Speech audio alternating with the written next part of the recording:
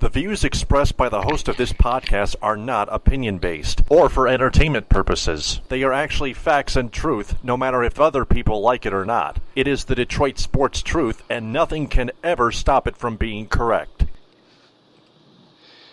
Hey there, Detroit sports fanatics, and welcome to episode 176 of the Detroit Sports Truth on Spreaker. I'm Taylor Phillips with my top co-host on the podcast, Ed Smith. Thanks so much for being on here again. How are you?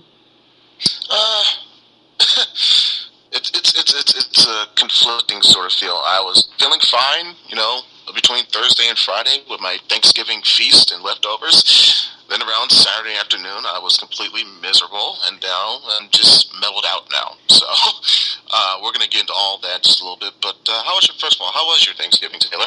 It was really good. I enjoyed watching lots of football, including the Lions, even though it ruined the chances of getting any top draft pick, which we're going to get to right about now.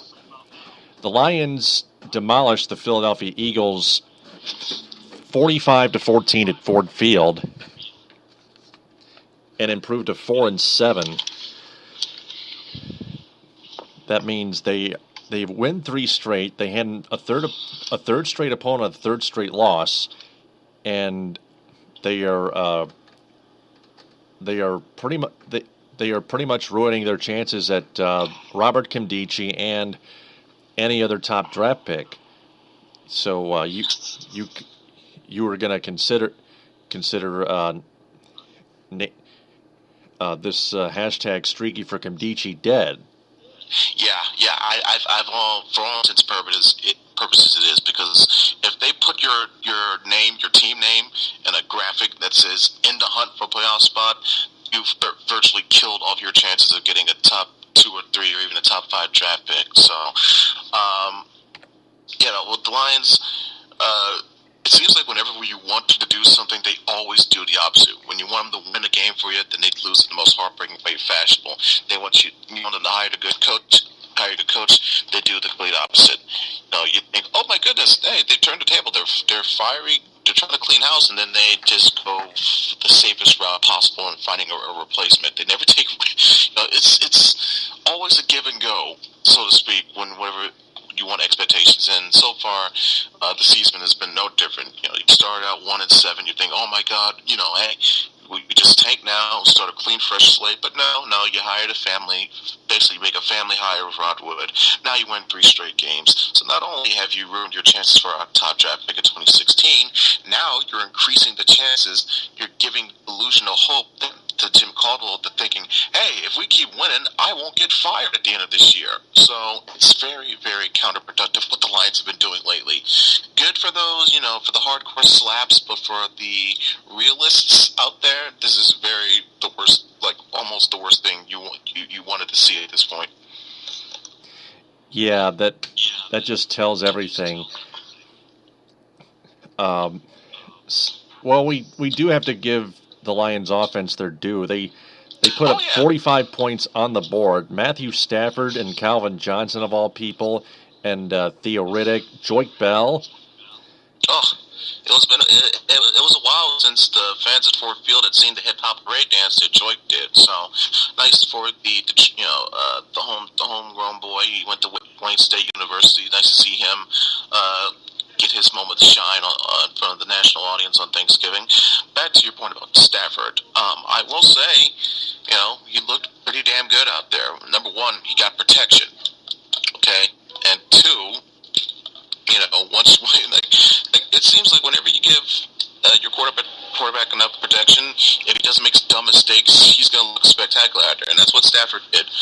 He knew what to do with the football, made his reads, made timely patches. Like virtually all of his throws, it was either to the guy, or if you didn't find a guy there to throw out of bounds, you can make a sense that his rating should be a little bit higher, because really 2 passes or so at least dropped, easy drops. There was some couple of early drops early on, whether it be Calvin, but especially the most repeat offenders, Eric Ebron and Brandon Pettigrew. Now, Ebron redeemed himself a little bit later, but another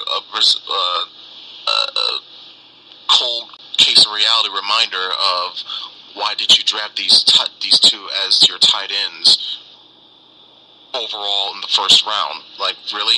When you had other pressing needs, like you couldn't find, second or third round or even fourth round for your tight end. That's what the Patriots did when they got Gronkowski. I think maybe he may have been around later than that. So, but that's another topic for another day. Other than that, Stafford did look, like I said, tremendous. It was nice to see the connection to him and Calvin Johnson get back on track.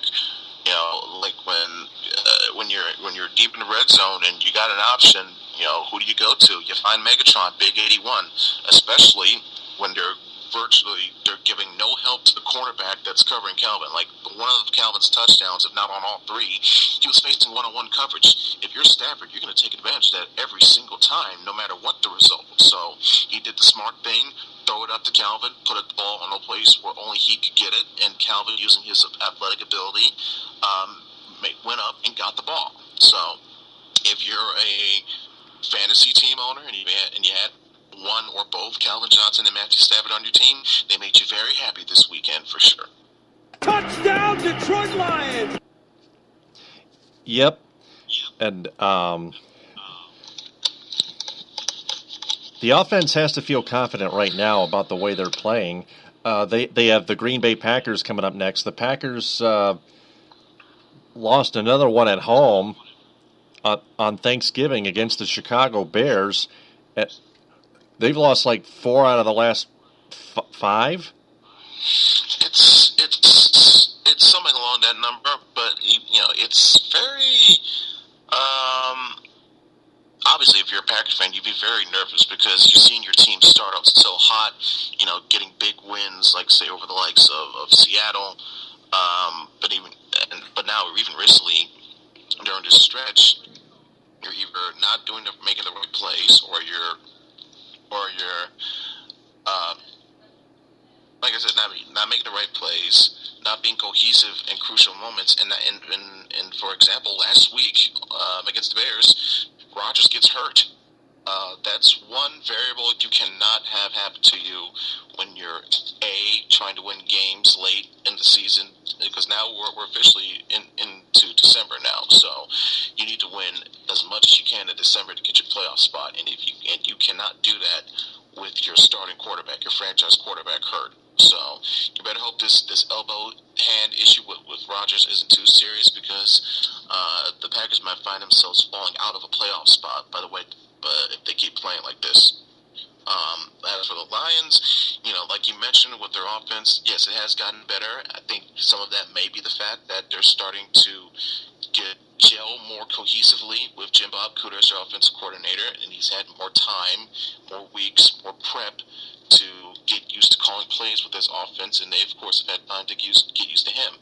So that may be one factor, but then again, these aren't exactly world-beater defenses you've been facing. I think Philly, either going into or at least after that game, was ranked one of, if not the worst defense in the entire league. So that's not exactly something you hang your hat on. Yeah, you put up 45 points, but you put it up against a bottom of the barrel defense. So, what, you want a cookie for that? So, cookies are for crybabies. You're just a crybaby, a coward. You just need the milk. Yeah, for Santa Claus, Christmas is around the corner. It's December 1st officially now. Yep. So, Packers at Lions, 8:15, 8:30 on NFL Network Thursday. Let's go ahead and preview that. Yeah, basically, we could do it for the Wednesday show if you want to do that. But I think in terms of early preview, I think we could say, like, can the Lions, in terms of having momentum on their side and the level of confidence, can they continue what they've been doing recently with their offense, and in turn, could Green Bay regain their confidence because they know, hey, this is nitty gritty. This is not cutting time now.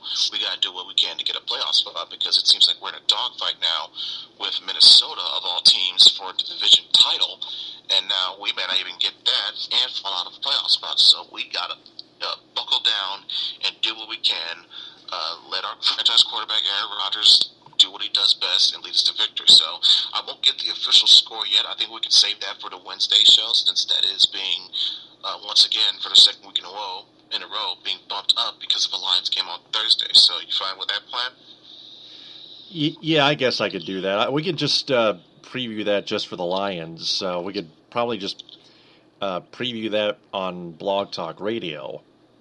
Yeah, since that'll be like the most of what we'll do for that one. But I can look at that line, that Vegas line, as we get closer and closer to it, especially if it's a Thursday game instead of a Sunday game. So it'll be interesting to see how much Vegas has confidence in the Lions' supposed new spurt on offense. So do you want to do a Wednesday podcast and a Thursday podcast, both of them? No. Just what we usually do on Thursdays, but just bump it up to Wednesday because, like I said, the Lions game will be on Thursday. Right. So the Red Wings also play tomorrow. We're going to get to them in about a moment, but Matt, we were going to touch on college football next, but one more thing. Matthew Stafford said that he does feel comfortable with the way Bob Cooter is calling those offensive plays. So again, that could once again tie into what I just mentioned earlier about it took a while, but the Lions are getting a comfortability level with Jim Bob Cooter as their offensive coordinator. But also, like I mentioned, it could be due to the type of defense that they have been playing in terms of how they rank nationally in the overall league. But I won't be too cynical and poo-poo on it and say, oh no, those are because you're placing bad defenses. No. It takes at least some type of competence, whether you're an offensive coordinator or a player on the offense, be a quarterback, whatnot, to execute basic fundamentals and score. Do what you can to score points. So the Lions have done that, and bunches. Obviously, the pinnacle was that, but that was last Thursday. So the familiarity with Jim Bob Cooter, I think, has helped that a bit. So they'll get another test to see, because they're facing Green Bay once again, and they didn't really score that much against Green Bay. So it'll be interesting to see what will happen this time around. All right. Well, now we're going to move on to college basketball. Touchdown, Michigan! College football, rather. MSU! I was going to say, oh, good, you're sparing me this. Yeah. Oh, God. So, as much as you hate to hear that, Ed, the Ohio State Buckeyes crushed the Michigan Wolverines 42-13, and all of that's wiped out by a 55-16 Michigan State Spartans victory over the Penn State Nittany Lions in East Lansing. So you have to admit, Ohio State didn't win the Big Ten East either, but Michigan just flat out choked all game long. It was a bad. You had to know it was a bad omen from the moment that in my view, BS roughing the penalty flag was thrown. That just set the tone of how Ohio State was going to just run all over the Wolverines all day. They did what I feared they would do with Ezekiel Elliott, especially the emotional outburst he had with the press last week. So you had to figure, he's going to get he's going to get the ball fed to him more, and they did that in bunches. He had over 20 carries, had over 200 yards, and a touchdown.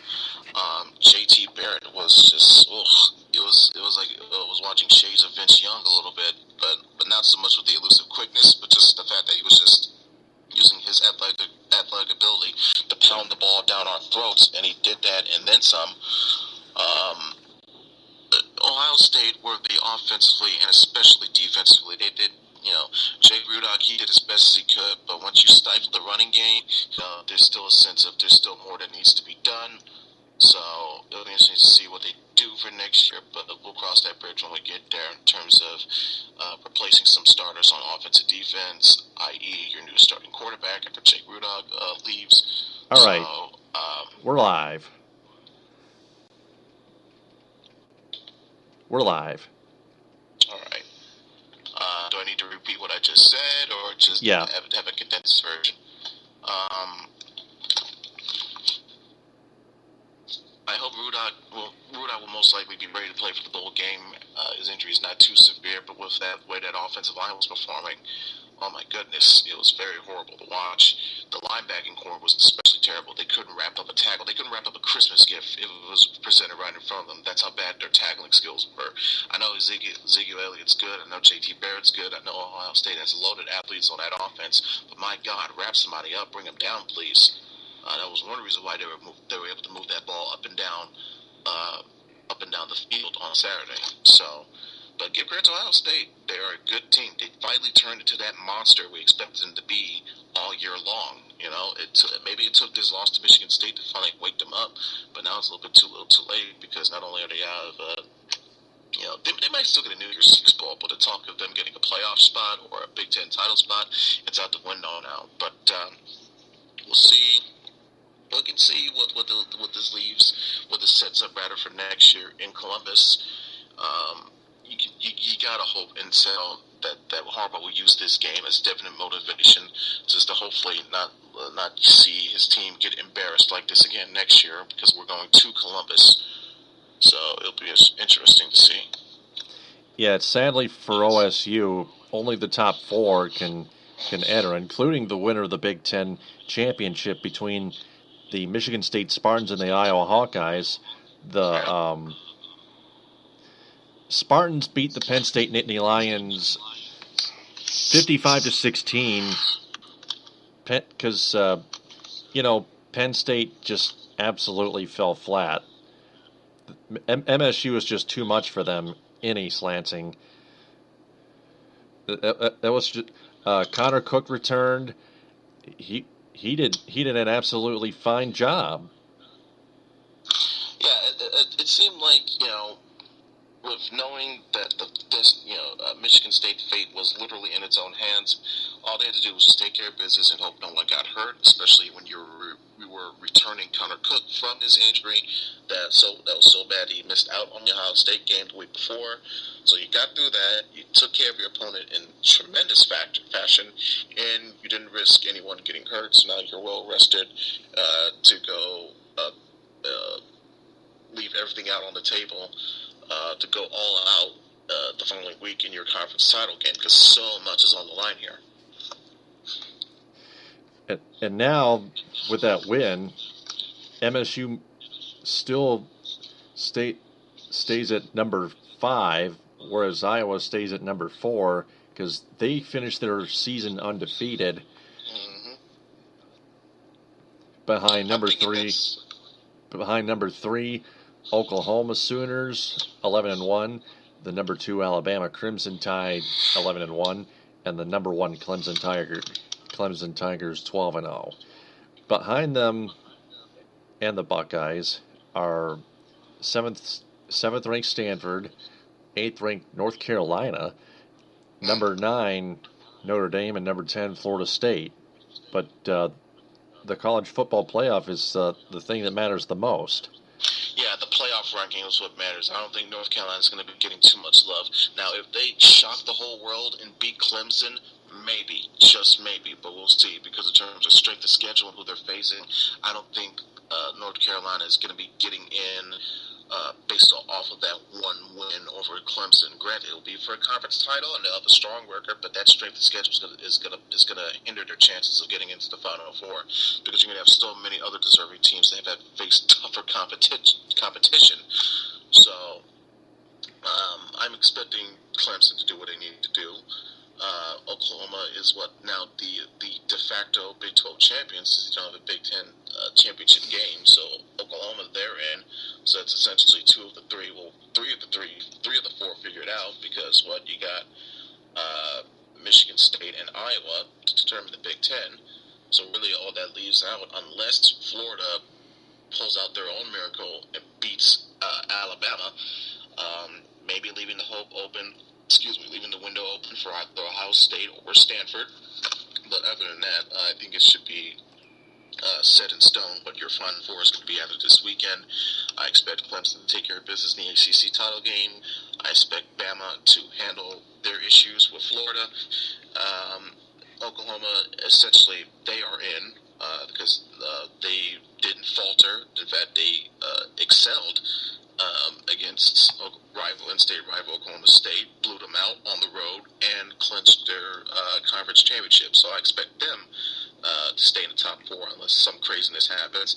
And then really all we have to figure out is who's going to represent the Big Ten, especially with them so close in the rankings, whether it be Michigan State or Iowa. We'll preview that game a little bit more, though, on the Wednesday show. Yep, true. Yeah, it's early in the week. So, going straight to the Red Wings then.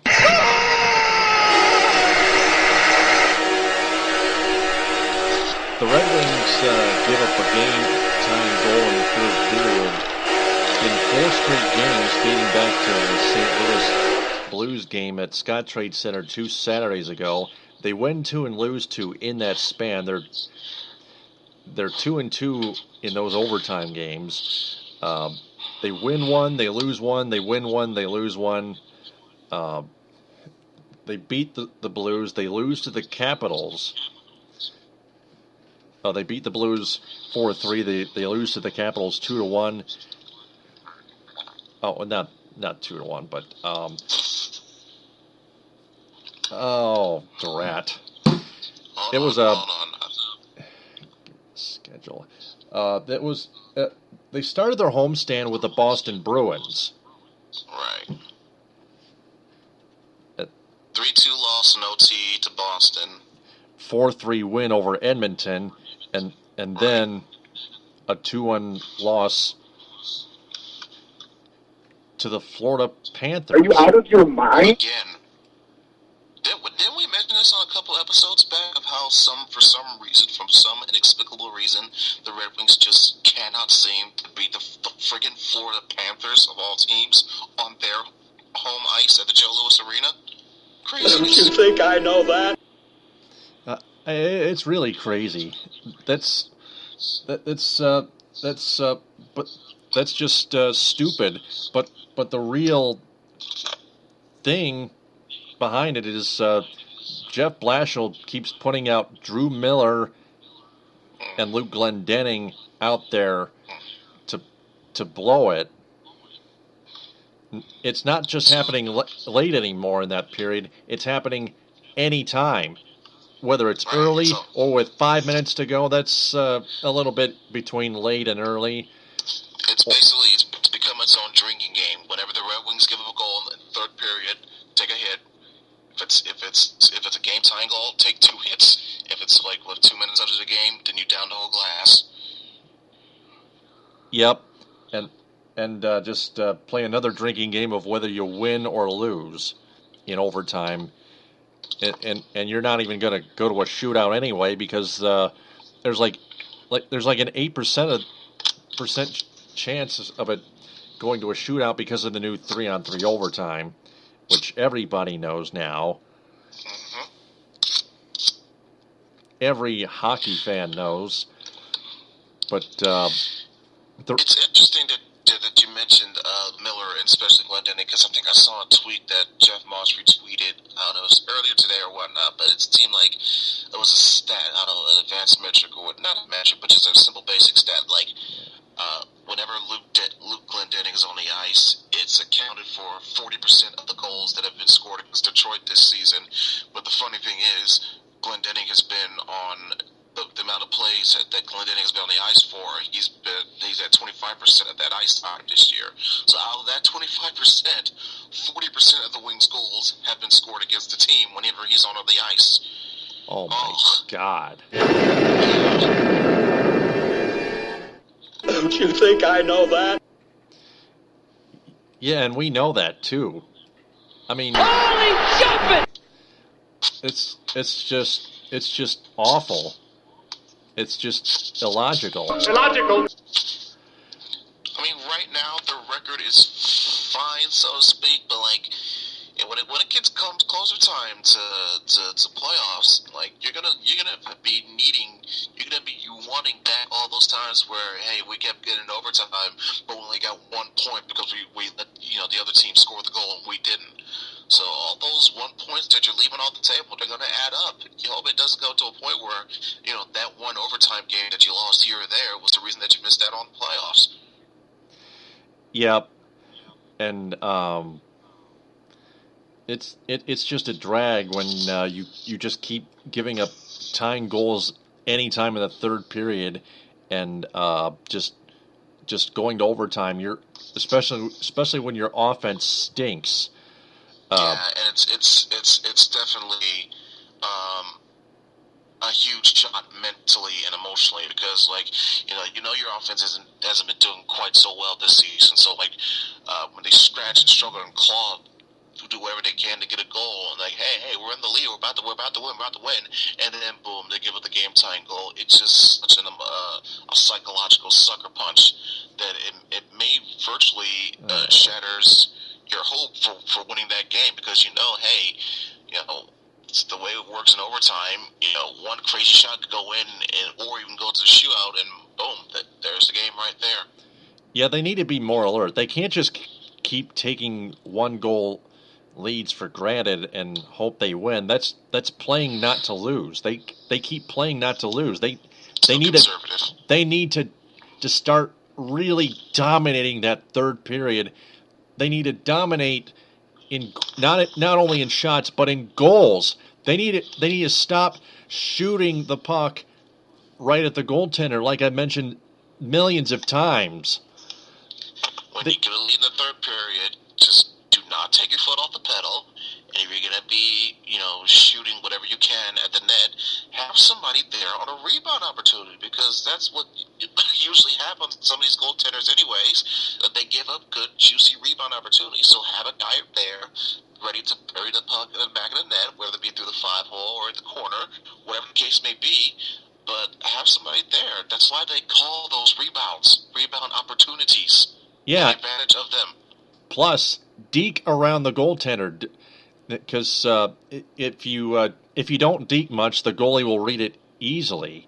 And right, show some feint. It's like a boxing analogy. You got to feint to get your opponent to open up a little bit more. Boom, yeah, give it to him.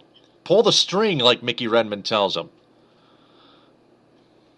You don't have to deke like that, Zig, but still, show a little bit of. Tomas Tatar can deke very well too. Right, there you go. There's an example. Well, I'm sure Nyquist can move the puck well in that regard too. Yeah, Nyquist can go can go 5-hole really good, really well. Like in last season when he was in the shootout. So there's two prime examples right there. Utilize more of that when you have a lead in the third period. No, it won't necessarily lead to goals opportunity every time, but it'll give you probably a higher percentage scoring chances. Yeah. Sooner or later, one of those is going to get in, and it'll give you enough breathing room where even if you give up another third period goal again, it won't be necessarily the game tying goal.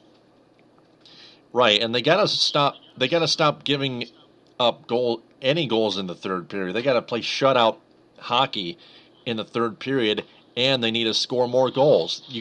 They gotta put them all together. It's got to take one and gigantic unit. You got to be more aggressive offensively, and when you're playing defense, don't be so conservative. Like, be more assertive in terms of trying to take the puck away. Yeah, and don't just do all of that in the third period. Do it all game long, 60 minutes. Yeah, you have a multitude of guys out there that he can use. That's why you have a depth chart. If one guy gets tired, it's next man up. You're on the ice. Do what you can do. Yeah. And no matter how tired you are, you got to keep going. You got to toughen up better. It's the NHL, not high school hockey, not pee-wee hockey. It's the NHL, the National Hockey League, the pros. It's the big leagues. It's the big boys. Got to find a way to find that extra reserve. Got to man up. Don't make any lame shill excuses. None. You got to finish the game. You got to start the game well and finish it well yourself. You can do it. Best and you still, if you do all the good things right, do all your best, and you still lose. Hey, that's an example of just tip your cap to the other team to just flat out just simply execute it better than you did. That's all. That happens from time to time, but still, it should not be a recurring thing where, we got to worry about this, worry about that. Well, we do this. Like, no, because you're already painting yourself into a defeatist attitude like that. You got to do whatever you can to stifle and shut down the opposing team before they score on you anyway to tie the game. Most of those games shouldn't be losses either. They should be wins, like 4-0, 5-1, 6-something.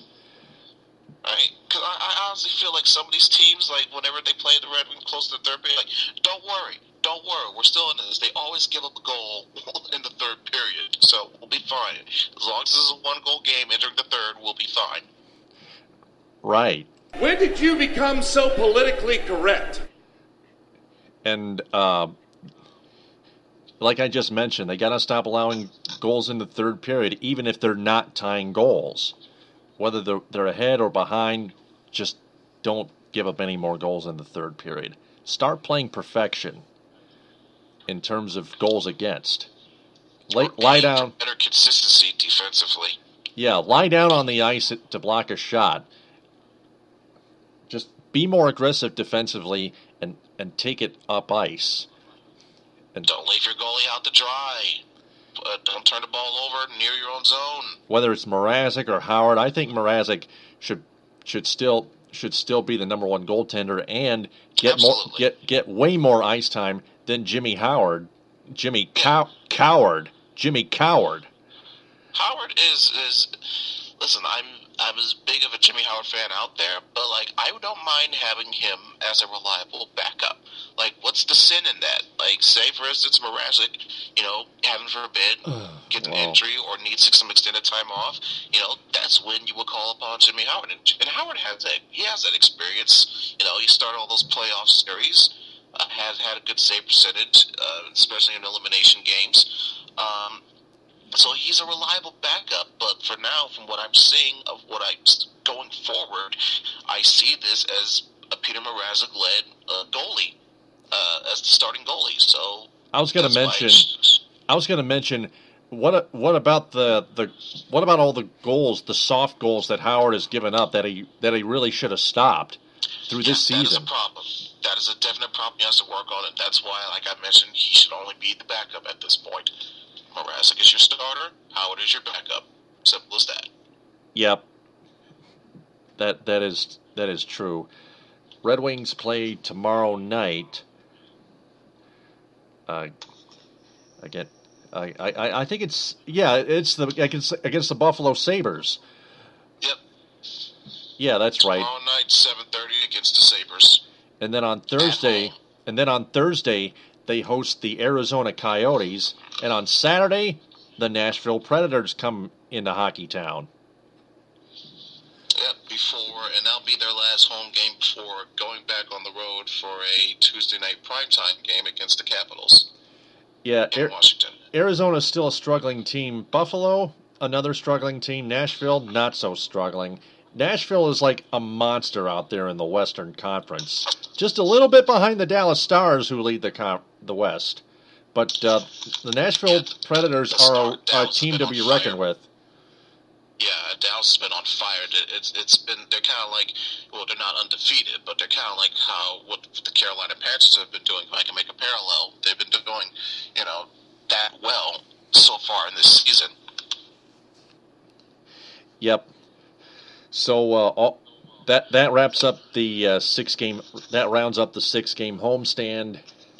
Why don't we go ahead and talk about the Pistons? Left sideline, 3, and he answers. And Rasheed from long range. Oh!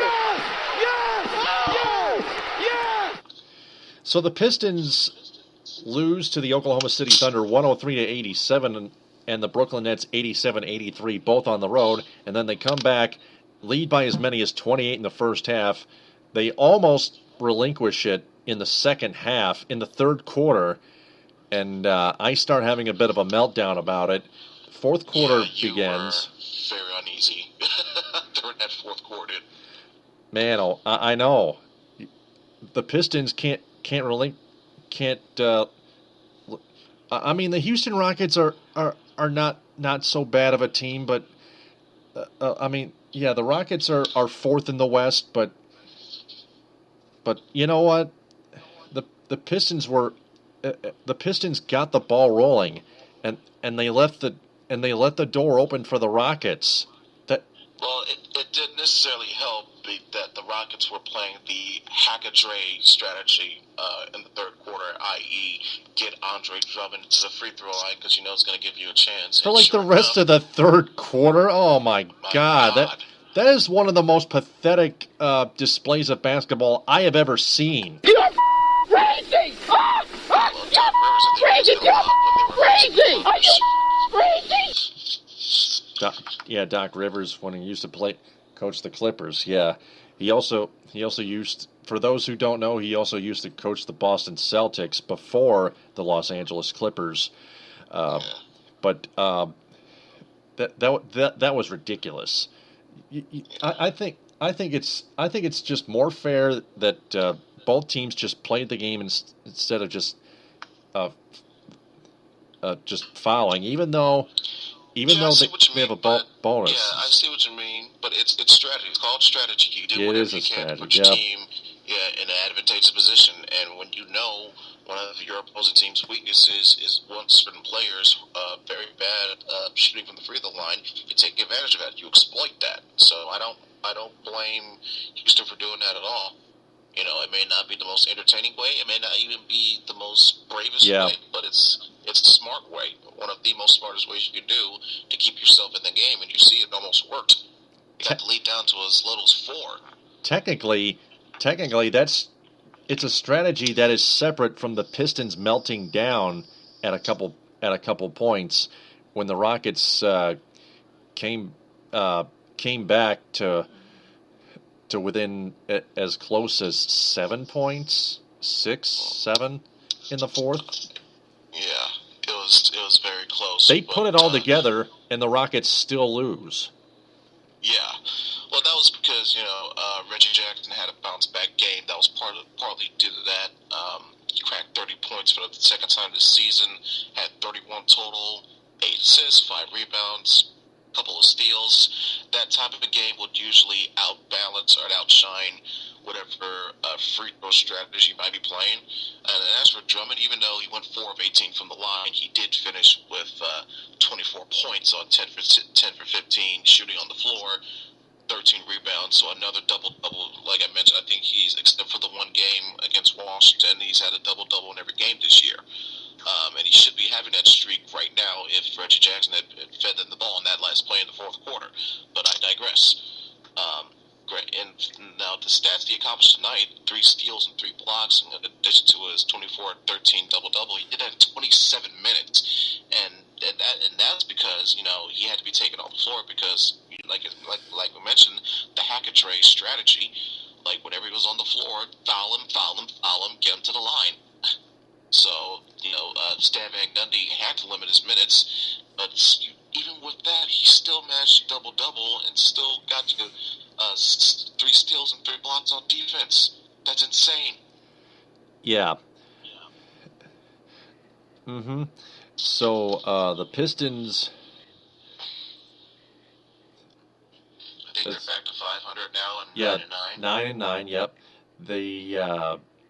Let me look at the schedule real quick. I do know they're this upcoming Sunday they're playing Kobe at the Palace, who, by the way, Kobe Bryant of the Lakers, he is announcing that this will be, in fact, his final season. He was a legend. Congrats to the Mamba on a fantastic, surefire Hall of Fame career. One of the best of this era, I would say, in terms of mentality and psychological play, probably the closest we'll ever see to Michael Jordan. That's how good and that's how great Kobe Bryant was, especially in his heyday and in his prime. So, congrats congrats to Kobe. Hell of a career. He definitely deserves all of his accolades then, now, and in the future. Of course, once he receives his Hall of Fame induction. Yep, and that Kobe Bryant was a legend.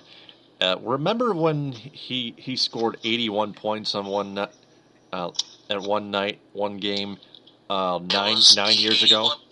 The 81-point game was in January 2007. The 81-point game, he did it against the Toronto Raptors, which featured, I believe, at that point, Detroit native Jalen Rose, who was on the last legs of his career. He was in Toronto and happened to be on the Raptors roster that night when Kobe dropped 81.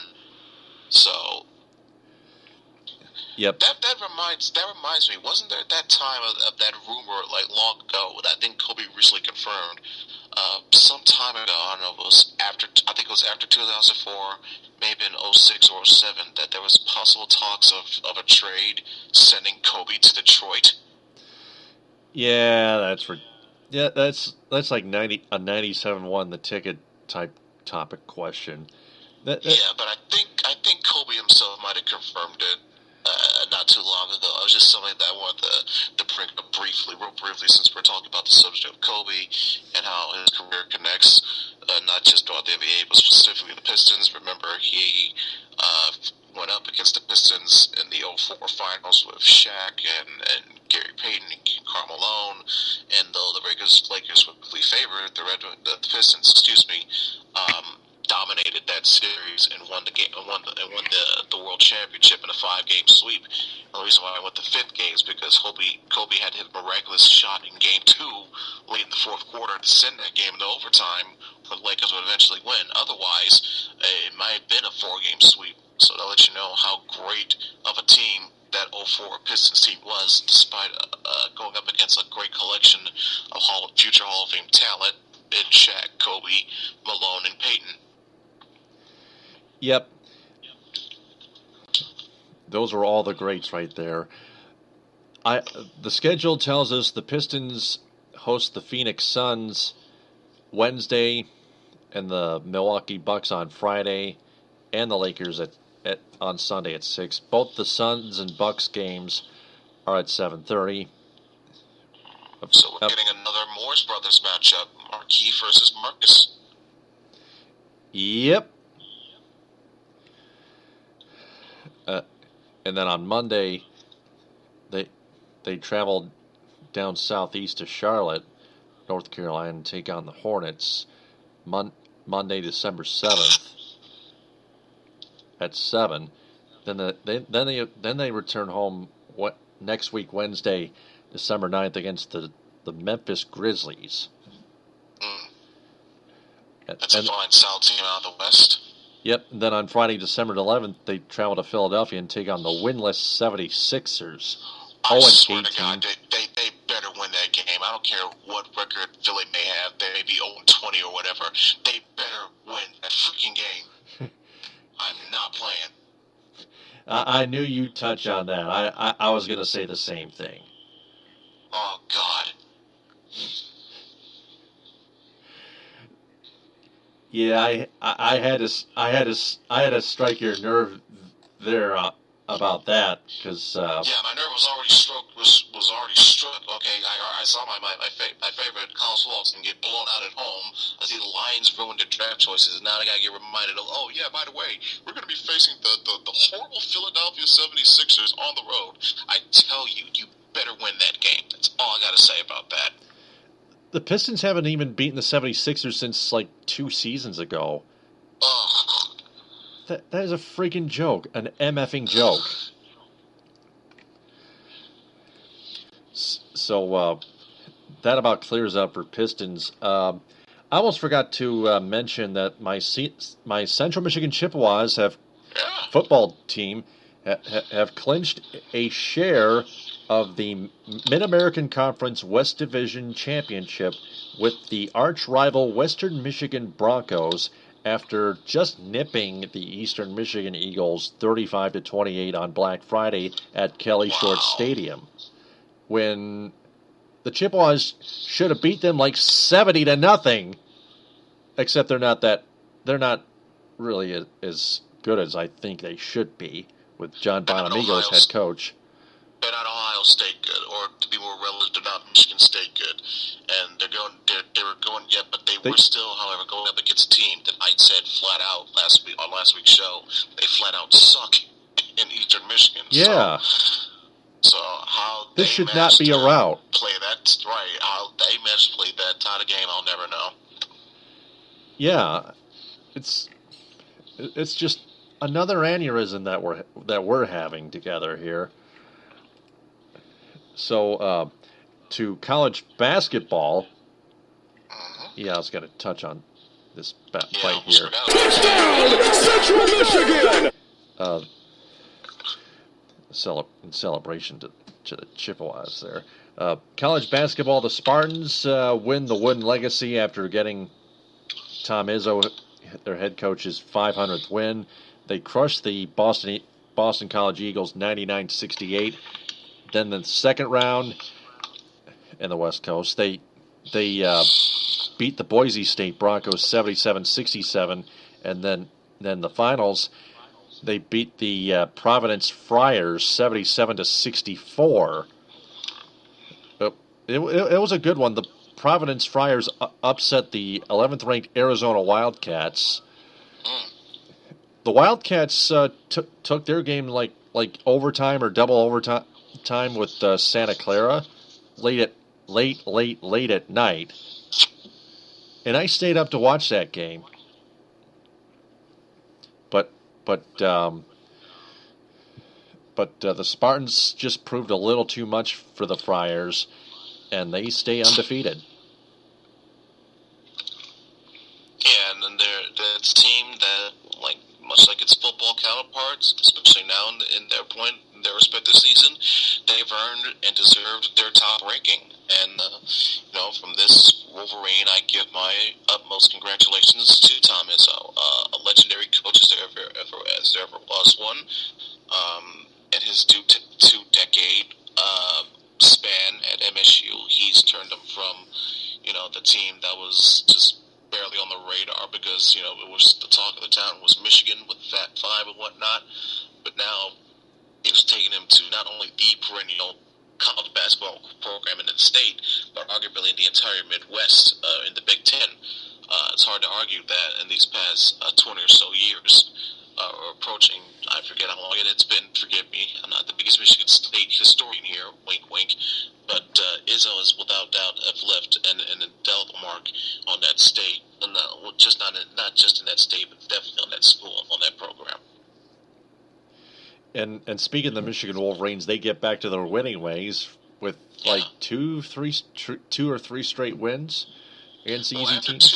After two embarrassing consecutive losses to Xavier and UConn, which by the way are looking like two pretty damn good teams right now, they have responded on Thanksgiving night in the part of their Battle for Atlanta series. They did rout the team I believe was simply known as University of Charlotte or whatever, score of 102-47. Then the next day on Black Friday, in the Battle for Atlanta's finale, they took on a better-known program name. You may know them as the Texas Longhorns, and they battled out to a 78-72 victory. Once again, Karis LeVert led them in points scored with 19 of his own. But it was more contribution, so to speak, especially in the Texas game, because you saw more starters get in double digits. It wasn't just Karis LeVert and everybody else. No, you saw Derek Wolfman get involved. You saw Zach Irving get involved. Even Duncan Robinson off the bench, he got involved more. So it was a nice, encouraging thing to see for the Wolverines after the two bad losses they've seen. It'd be interesting to see how they fare in this upcoming Big Ten ACC Challenge, because their game tomorrow is part of the challenge. Tomorrow night is going to be up on the road against NC State. So it'll be interesting to see, because after that, then they'll have a cupcake game against a 1-5 team, Houston Baptist, before going back on the road to face SMU. So that'll be their next tough challenge after this game with NC State in the Big Ten ACC Challenge tomorrow night. And my Chippewas basketball team, led by Keno Davis, win by 1 point, 74-73 over McNeese State. Oh man, the Hey, one's a win. Yep. Yeah, don't get me started. Yeah. My Chippewas aren't that good this year. I just don't think they're ready for their max schedule in 2016. Early in 2016. That's about it. So, last topic here. That one is long gone. The Tigers have signed starting pitcher Jordan Zimmerman to a 5-year, $110 million contract. It is undoubtedly a great contract by Al Avila offered to Zimmerman.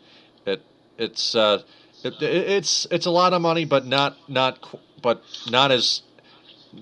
but only half of what Max Scherzer wanted from the Washington Nationals, the former now a former team of Zimmerman's.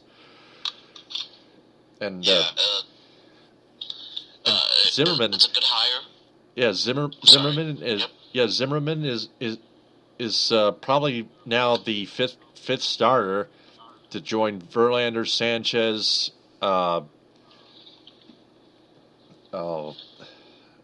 Daniel Norris. Whenever he gets back, and who I guess the fifth will be a platoon, so to speak. You'll see Shane Green some starts, Buck Farmer and another. But this was a very nice pickup. What about Kyle Lobstein? Lobstein could be a good option every once in a while. So that's another platoon guy. Buck Farmer should not be a starting pitcher, by the way. He is absolutely flat out atrocious on the mound. Whether he's starting or relief, he's just terrible. Well, that's weird because I thought he had when he started out last year, he had a couple good games, but I guess it tailed off after that. But for their rotation, it gives them that big acquisition, but they didn't have to spend too mumuch money. They still have some money left over where they can still fix up the bullpen and maybe go after another corner outfielder. Moss was mentioning, hey, just do whatever you can, just give me Justin Upton and I'll be happy. But we'll see where they go in that regards. But Zimmerman, what he brings to the table, he's one of 6 pitchers who's produced at least 3.5 in the wins above replacement metric, the WAR metric, in each of the past 4 seasons. That's with the likes of Scherzer, the aforementioned Max Scherzer, as well as Clayton Kershaw, King Felix Hernandez, and Cole Hamels, as well as Zach Greinke, another top quality free agent for this upcoming off season. He has a 1.13 whip. I would say that's pretty good. Probably needs to bring down his ERA just a little bit, but he can go in terms of innings pitched. He averages about 200 innings or more pitched per season. That's some Justin Verlander type of numbers. Gives you good strikeouts ratios as well. Granted, his 2015 wasn't as good as his 2014 in terms of his ERA, as well as his fastball was a little bit low in speed. But you will hope it would improve a little bit better after he gets some rest and whatnot. Maybe after a different pitching coach entering this season. So you factor him with a rotation that features of Justin Verlander getting a little bit back, return to form. Not necessarily 2011, 2012 Verlander, but maybe 2013 Verlander. Hopefully Anibal Sanchez getting his consistency straight, and Daniel Norris, once he recovers from his treatment for his thyroid cancer, you're looking at a pretty damn good starting rotation that can win you a few number of games in this AL Central Division. They still need a lot of ground to cover, especially when they have now a new target to take down in the not only Central Division champion, but now reigning World Series champion Kansas City Royals. So a lot of ground to cover still, but still very good start to the off season for Al Avila. Yep. Hopefully Avila would bring more bullpen help you can't just keep sticking with Albuquerque and Gorzolani and other relief pitchers that the Tigers just can't use anymore. Because their bullpen has still been the same. Yeah. As they were for years. So that is about it for the Tigers, and that's all we've covered for this podcast. Thanks a lot, Ed. Oh, you're welcome, Taylor, and I'll be looking forward to catching back up with you again on Wednesday night. I guess the second straight week in a row, the Wednesday night preview special. I hope everybody enjoyed all the food, like the 3 F's on Thanksgiving: food, family, and football. Hope they enjoyed plenty of that. And hope you enjoy some good upcoming conference championship football and college football this upcoming weekend.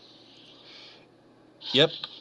And once again, we apologize for the technical difficulties earlier in this episode, but we were still on the air. We were still able to bring everything to you, and hopefully that never happens again. And that is my fault, because I was trying to download a video from CNN News Source for my New Central 34 Regional Sports Edition segment for tomorrow. So anyway, I can just record my CDY Sports Update first, and then I'll re-download my my video for Rockets and Pistons. That's what I tried to download. Yep. So I will talk to you next Wednesday night. Yep, or this upcoming Wednesday night. Yep. So everybody, hope everybody enjoyed their Black Friday and Cyber Monday shopping. So we'll chat to you again this upcoming Wednesday night. Yep. Back to work, everybody. Back to school, students. And ahead of time, Merry Christmas. Talk to you then, Ed. Yep. Night, Taylor, and good night, everybody. Good night. Yep. And for Ed Smith, I'm Taylor Phillips. That wraps up episode 176 of the Detroit Sports Truth. I'm Taylor Phillips. One last time, we apologize for the technical difficulties. If there's anything you fans want more of or less of on our podcast, please let us know. So that is it. We'll talk to you Wednesday night. TTFN, ta-ta for now. Bon appetit.